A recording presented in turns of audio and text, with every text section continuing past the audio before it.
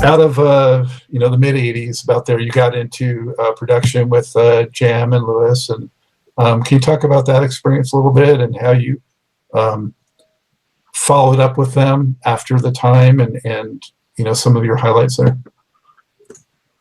Yeah, I when I quit the band, I just went home and I didn't really know I didn't have a plan. I just went home and started writing songs, and I had a 4-track recorder, and it's kind of the demo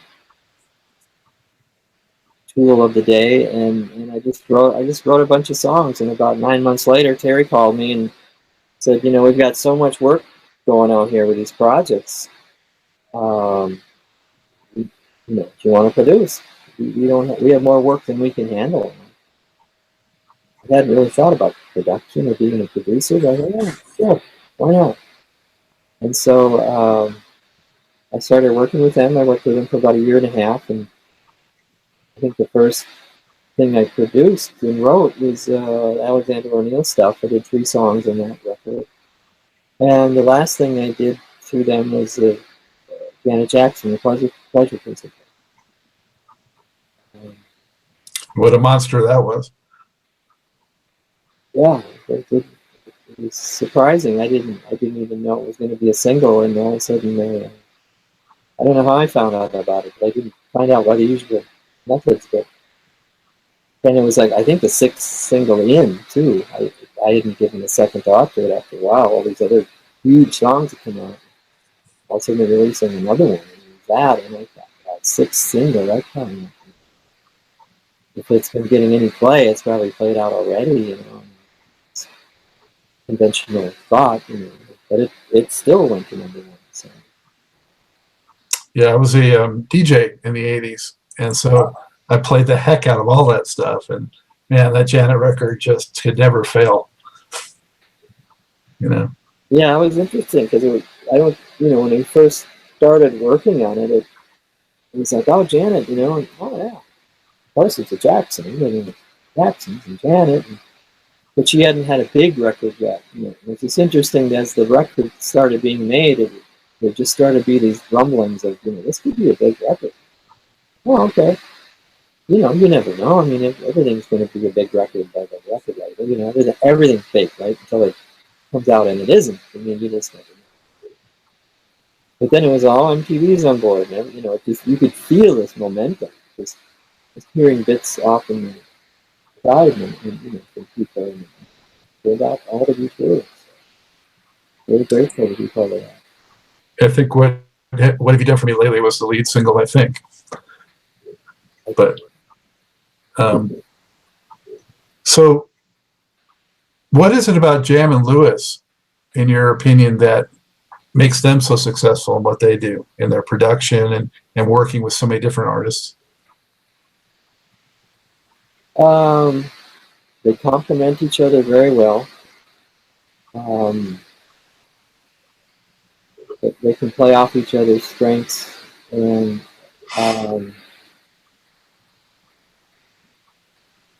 boy, I mean, they obviously got a lot going for them. I mean, they all they wanted to do was make hit records. Jimmy in particular. That's all he's ever wanted to do. And I think when you have a singular purpose like that, you have a much better shot at doing it. But it just immensely talented. And Jam used to be a DJ as well, so he was always had his pulse on what was going on as far as the club world and the singles world, and I think that probably helped him a lot. But Terry was a great R&B lyric writer, and Jam was great with the music, and there's overlap and all that. And Terry was, was always kind of a businessman, and not to say Jam wasn't, but one guy tended to focus more on one thing than the other one. And I think they just made a great team. They really worked well with each other and played to each other's strengths really well. When you listen to those records too, whether it's the Jam and Lewis stuff or Janet or Alexander O'Neal or even Jesse Johnson's records in the '80s, and that Minneapolis sound we're just talking about, And you gave credit to Prince, but some of that credit, I think, also goes to you guys. Where does sort of the dividing line go from Prince's influence on that and what people like yourself and Jam and Lewis and Jesse added to that? Boy, I don't know. That's a tough question because I think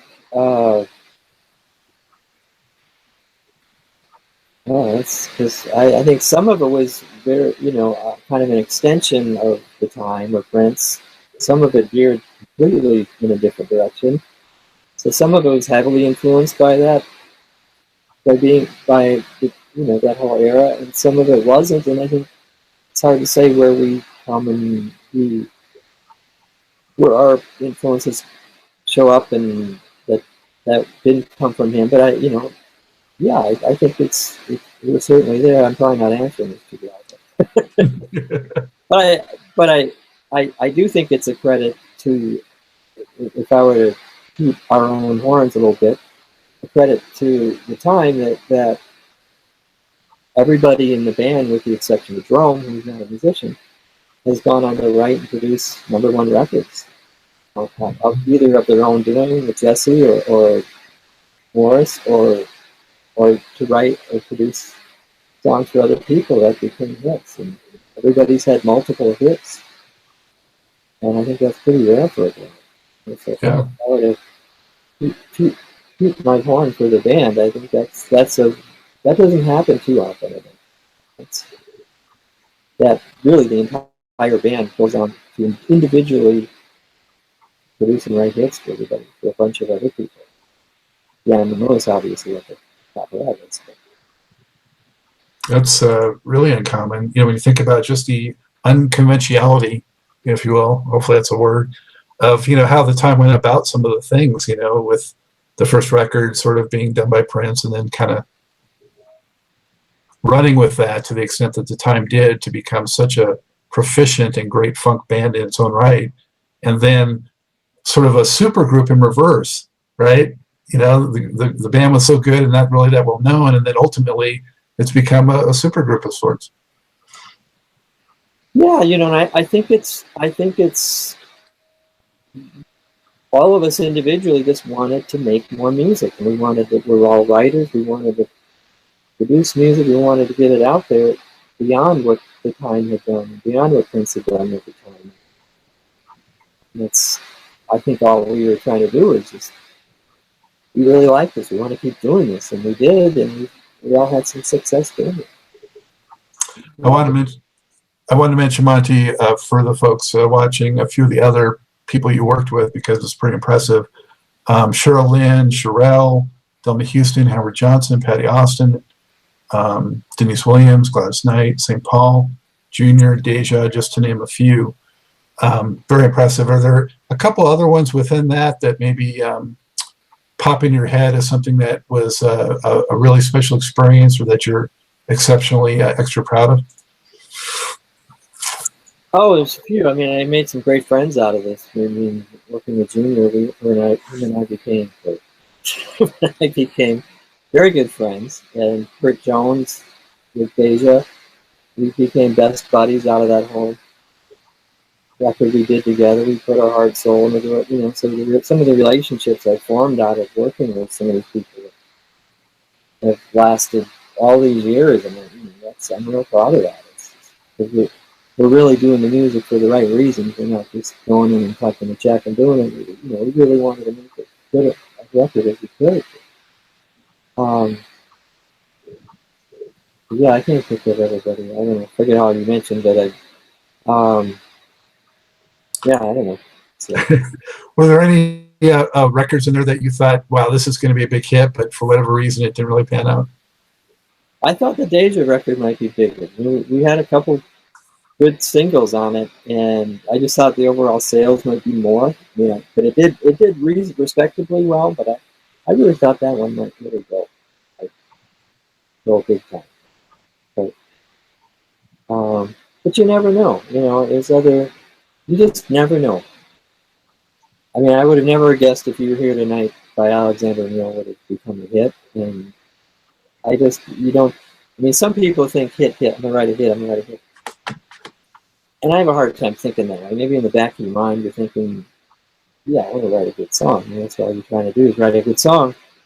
And when something does hit, it's like, wow, that's did well. I mean, it's grateful for it. And it turns out years later, Rihanna uses part of that song and it becomes part of work. And so that it got a whole new life, last year and a half ago, I guess. There had to have been a kick. Oh, yeah, it was number 1 in the pop charts for 9 weeks. It's just phenomenal. It's just like, huh? What?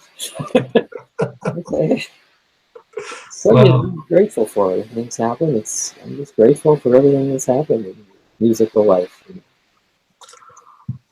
When you guys came back, reunited, everyone was super excited.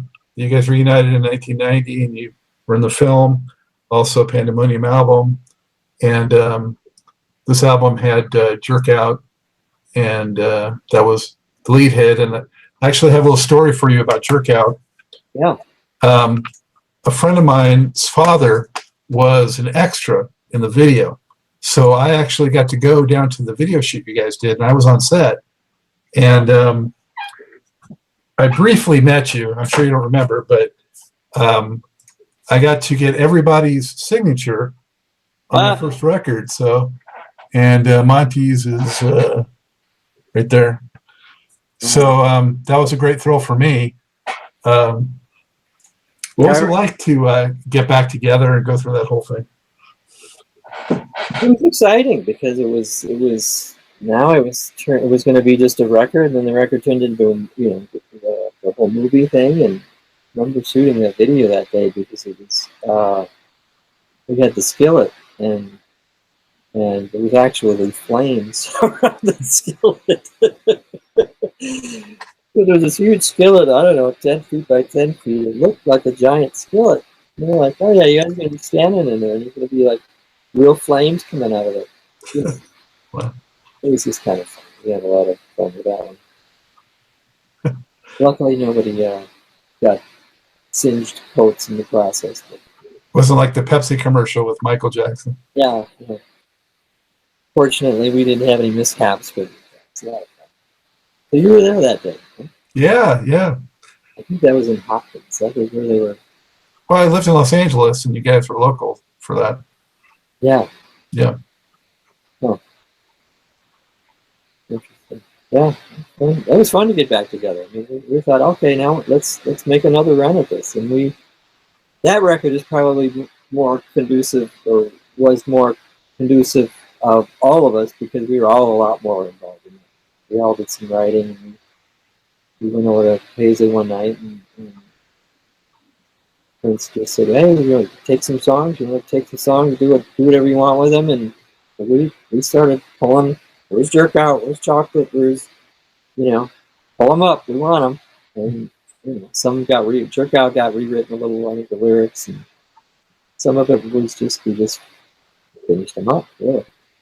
And then some Jam and Lewis wrote, a couple Jesse wrote, I wrote one, and we all kind of. But that felt nice because everybody was working. Did you guys perform much in support of that one? No, unfortunately, it was another thing of us falling apart again. I mean, there were all these plans. We did a bunch of TV shows. We did what did we do? Arsenio or something? Live and a few other shows. I can't remember right offhand. Arsenio, I think we did. The Tonight Show. This is all going to be a prelude to doing a bunch of touring, and it turned out I don't think Jam and Lewis wanted to tour. They had a bunch of projects they wanted to do, and it was kind of unbeknownst to us, but that was that. And we kind of all went our separate ways again for a while. So and then you, what did you do after that? Because I know shortly after, not too long later, you started touring with The Time. But what kind of transpired for you in the early 90s? What was I doing, you mean? Yeah, musically. There was a period in the early 90s I didn't do a whole lot. I went through a Fishing? divorce and I went through some stuff, and it was kind of a regrouping period for me, not to be honest with you. You know, going through some personal things, and but I was always writing and always doing music. I was always writing. I produced some local bands. And, then what Morris called, we had stopped touring at the time. I think we'd gone to Japan with a couple different guys, without Terry and Jimmy and Jesse, and we didn't play for a while. And then Morris called one day, and a few years later, and said, "Yeah, they want us to do a show in LA, a couple of shows at this supper club, and you want to do it?" And yeah, sure. So we got Dean, and it was really the beginning of the new phase of I guess you would, like the touring version, as people call it at the time, where we had some new guys come in, Ricky Smith and Corey Ruffin, and we've got Jeff McNeely and Thomas Austin, and it's kind of a new lineup. Except for me being in Morris. And we've been doing that about 22 years now. So Amazing. Yeah. In fact, the last couple of years we did more gigs, I think, than we've ever done. So, the train keeps rolling. How's it feel to do like the songs that were on the record you weren't on? Like the Ice Cream Castle stuff. Did it feel kind of weird to start playing that stuff? No, not really, not at all. I mean, it was. It's all part of the whole deal. It's all part of. It's all part of it. So it's not for me at all, really. Were you on this one? This one was came out 2004. I know it has Lifetime songs on it, but it doesn't show the credits, so I didn't know if you were on it or not. Yeah, is that I think Morris, there's some live stuff on there, right? Yeah, there's 8 live tracks. Yeah, we played on that. We did all that at the studio tracks. I didn't have anything to do with, but the live stuff is all of it. It's the touring band, basically. And I think that was done at someplace in LA we played. I forget exactly where. House of Blues, I think, in LA. So that's what it was fundamentally taken off. Well, 2011, you guys came back together again for Condensate. And first off, I didn't even know that it was in the works, really. I mean, it kind of surprised me a little bit in a great way. And I think it's a tremendous record. I love that record. I mean, it's really funky. It's got everything. It's got a lot of music. It's got a lot of great music. How did that come together? It had started many years ago.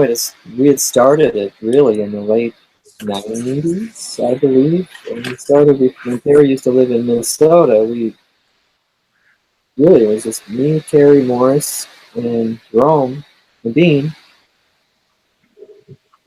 We had started, excuse me, recording some stuff, potentially for a daytime record, and we recorded a bunch of stuff, really, probably a record's worth of stuff. And Jam didn't really want to be too involved. He was doing other stuff, and I don't know really where Jesse didn't want to be. So we were just kind of going ahead with it.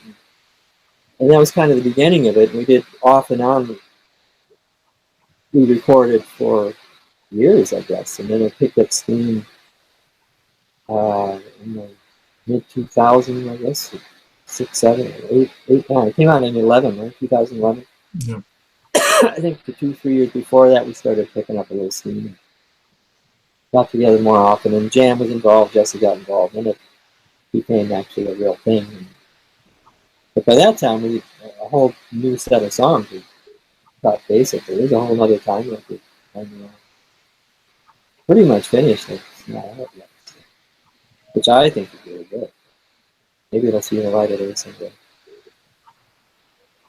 And then there was that special version that came out too that had the documentary about the time. That was a very cool package. I think maybe that video's on YouTube now. I'm not sure, but if anyone can track that down or find it on YouTube, I highly recommend seeing that as well. Yeah, it was part of the whole thing we did with Best Buy. And it was part of the CD and the DVD of the one of our story anyway. So what happened out of that? I was really hoping for being able to see the Time again perform, all of you, and then there was some falling out after that too, right? Yeah, it's kind of business as usual, and unfortunately, because it's yeah, it just didn't happen. Unfortunately, you know, I mean, everybody can't seem to be on the same page, which is tragic to me because there's a lot of things we could have done, you know, with all of that over the years, and then sometimes there's too many individual agendas, or somebody's trying to pull it too much in their favor. It just doesn't work, and it has to be there for everybody. And it's unfortunately that doesn't seem to happen every time we get together. So it is what it is, I guess. But How'd you feel about not being able to use the Time name for the record? I'm upset about that. I mean, you know, there were many conversations with Prince. I think Terry had the most of them, and at one point he's totally fine with it. When he was doing the Las Vegas thing, the 3121 show, he seemed fine with this, and he said, "Yeah, do whatever you want to do, and I'll help you out. Whatever you want to do." And a year or two later, he didn't feel that way, and you know, you get into, it could be this whole legal battle about, well, you go fight Prince about this. I mean, no, technically, maybe there's a legal case from what we understood because we've been using the name for years, and even though he owns the name, it's you just, you know, I think we get a lot of mixed feelings. There's somebody's helped us and put us, since you just don't want to go through all that. So we just said, no, let's just change the name. That's how it's going to be. So we did. Which in the long run probably, didn't help because I think I heard a lot of people say, who's the original seven? And that's the Time, and you guys have a record out. So that that record didn't do anything near what the other records have done. That's the way it was, I guess. Yeah. No, the family went through a similar kind of thing. Yeah, we sure did. Yeah. Yeah, and it was too bad because we were. Prince has the right to do what he wants to do, but we are offering him money. We're offering him a percent of things, and we were trying to do it very business-like, and he just didn't want to do it. So that's his call, and it's where it landed. So. But this band was never started as a regular band. It was always a band, but not a band in a way. That's what contributed to a lot of the complications over the years, because it wasn't like 6 or 7 of us just got together and incorporated and got a deal and signed a deal with the label, and it didn't come about as a normal band might. It kind of came backwards, and even though it became very successful, it was just always things involved, hurdles to get over, and which didn't help everybody in the long run. It didn't help the band in the long run. Yeah. So you continue to work with Morris. How has he changed over the years? Oh, I don't know. He's like everybody else. We've gotten older. Everybody's got a few aches and pains, and everybody's kind of settled down more and settled into their lives, and he seems very happy. I'm closer to him probably than I've ever been. And everybody's doing well. We're really doing well with this version that's out. We go out, have fun, we play the songs the best we can, and we just have fun with it. We're just having fun. Is another Time record a possibility? I would doubt it. I don't have any interest, to be honest with you, but I mean, I would never say never, but I don't have any interest in this now. Not to say they couldn't go make a record, but I mean, we'll see. But you start to do it enough times where the same results happen, and you think, well, maybe this isn't the thing to do anymore. So that's kind of where I'm at. But like I said, I've learned to never say never in life, but it doesn't feel like it anymore. By that I mean, or Original Seven, that entity. Yeah, Yeah. that's what I'm speaking to. Yeah. So of course Prince passed a couple of years ago, almost 2 years ago now. Hard to believe. For us, it was like losing a member of the family. I mean, we felt so close to him, and he was so important in the lives of myself and my wife. And actually, my son was named after Prince. So really big impact for us. And knowing him like you did, how did that go down for you? And I heard you say it was a shock, like it was to everybody else. But how do you make sense of that at this point? I don't know if you can. When people pass like that, it was shocking. Disbelief from all of us. I mean, it's like, what? This guy always seemed indestructible to us. He was just, no matter what got hurled at him, and he's a human being, and we all are obviously, but he seemed so indestructible in so many ways. I mean, he was such a bold visionary. He had, he was willing to do anything. And he could pull stuff off that most people couldn't pull off. And he was a very brave guy to me in a lot of ways, from a career standpoint. And it was just shocking. I mean, it just feels like it shouldn't have happened. It feels like it wasn't supposed to go down that way. And it didn't need to. But, it's life. It just happens. Well, we had a lot of grief about it for a while, a long time. The world did, obviously. It showed up everywhere. But, you pick up and you move on, I'm just grateful that I had the chance to know him and be around him and have some of his magic rub off on the rest of us and just to learn from him and I'm just grateful for the whole thing. And, grateful to Prince for many, many, many things. What's it like there, being in Minneapolis, being so close to it with Paisley Park, what's going on there, and the Super Bowl, and they recognized him for that, and the tributes and all that? I mean, what is the vibe like being part of that community? In recent years, I think people really became a beloved figure in this Twin Cities, in the last, I don't know how many years, and rightly so. And but I think the people who normally wouldn't pay attention were paying attention. The mayors and and just the folks who weren't necessarily diehard Prince fans, but they recognized what this guy has done and what he's accomplished in his life. And I think they really became to appreciate it, which I think we got to see some of that in his life, which I think he probably really liked. But once he passed, boy, you could really feel it in this town. I mean, from everybody. There's a hole in this town.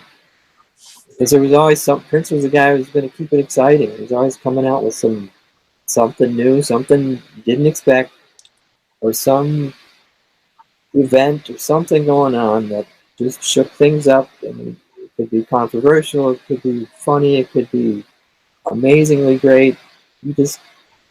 He added a lot of life. He always wanted to be bigger than life, and he really was bigger than life in so many ways. I'm sorry. Oh, I said, so he's greatly missed. What's the music scene like there now, Monte? How would you describe it? Is it still, really blossoming, or what's it like there? Oh yeah, this Minneapolis has always had a really vibrant music scene going back to the 50s and 60s. They were the Trashmen in the early days. They had people passed through here. Dylan was here for a while. Al Jarreau lived here for a while. The folk, the rock scene, Soul Asylum, House of Perdue. There's so many. I mean, sometimes people think that it's Prince and that whole camp, but there's so much amazing music coming out of this town. It has for years. I mean, internationally known guys, and the jazz community here is really big. I mean, there's world-class jazz players here. And it's there's a lot here for music, and it still is. And the hip hop thing has gotten, I think, bigger. You know, Doomtree and those Gessa and people like that. There's a bunch of people out there I don't even know of, I'm sure, because I'm not maybe as informed about that scene as I could be. But the hip hop thing's become really big here, and yeah, it's still thriving for sure. That's good to hear. I heard great things about the city. I've actually only been there for a day. I'm getting feedback again. I don't know if you heard that, but I flew in for a day on a business trip, and from the airport to the location, which was outside Minneapolis, I had a driver, and I told him, "You got to drive me by First Avenue. I got to see it." And so we pulled up there. I hopped out of the car, took pictures of myself with First Avenue in the background. It was a thrill for me. And then they wondered, why I was an hour late my meeting. But I didn't tell them why, but I just couldn't miss it, and I look forward to going back there very soon, I hope. But I just heard terrific things about the city in general, not just the music. So yeah, it's a great city to go. I lived here all my life. We never moved. I've got friends and family here. It's a great place to raise a family. I guess the music scene is, they have live music everywhere. All the time. Guys playing original stuff. Guys, you don't find that so much in LA or some of these other places. Because you got to pay to play out in LA. That's crazy. I mean, there's still guys playing all over the time. It's always been that way. Well, the show is called Truth and Rhythm, and I like to ask the guest, for them, how do you find, Monte, truth in the rhythm, truth in the music that you play? What does that mean to you?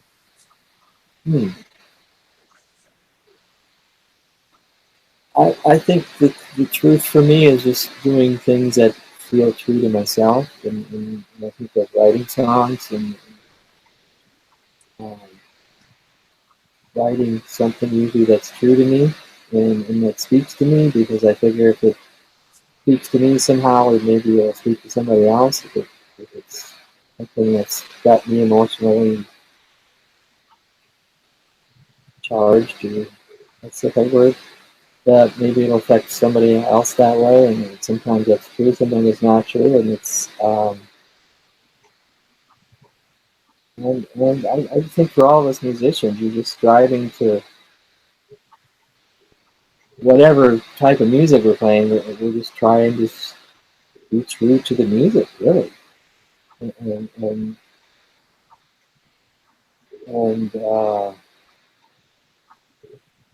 in a way that speaks through us.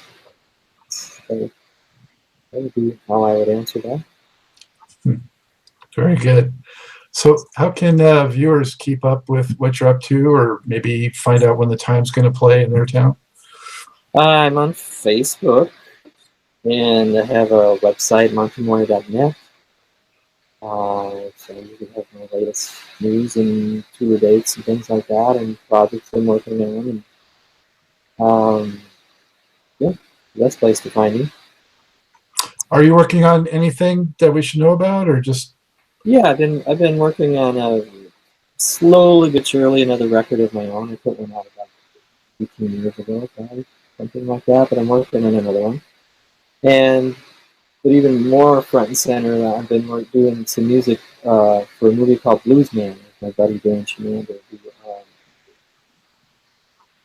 It's actually a really good movie and a really good script, and he's got some great actors involved, and we're doing a number of songs for that. And hopefully that'll show up in the near future. So that might come out later this year? Probably not this year, but maybe perhaps next year. Nice. We're hoping to film this summer. As movies goes, we haven't, but it's a little different beast from the record world. But the idea is hopefully that. And I got to ask, I've been staring at it since we've been talking, and you didn't mention it earlier, but The record award behind you, what record is that for? Trying to figure out which one you can see. It's your right shoulder, above the keyboards. There's the Janet Jackson. There's a there's a control record, and then best of Nice. Janet. Yeah, these are the whole. So that's where the magic happens for Monte Moir? Yeah, this is where I make music. This is my studio, my home studio. Very cool.